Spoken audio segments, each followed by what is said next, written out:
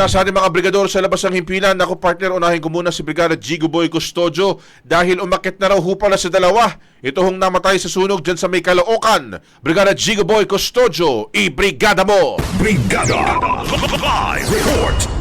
Umakyat na sa dalawa ang patay sa sunog sa Natividad Street, Barangay 81, Caloocan City. Kabilang dyan ang 52 anyos na lalaking PWD at 16 anyos na babae.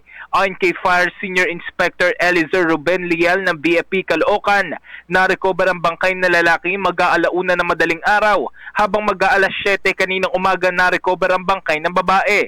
Ayon sa kaanak ng biktima, natrap sa loob ng bahay ang lalaki na nagpalit ng damit matapos mabasa ng ulan. Hirap na itong makalaka dahil naoperahan sa ulo. 4 naman na iba pa ang nasugatan dahil sa sunog. Sumiklab ang apoy pasado alas 5 ng hapon kahapon at umabot sa ikalawang alarma. Aabot sa 70 pamilya ang nawalan ng tirahan matapos ang sunog. Kabilang sa mga nasugatan ang isang fire volunteer na tinamaan ng kuryente habang tumutulong sa pag-apula ng apoy.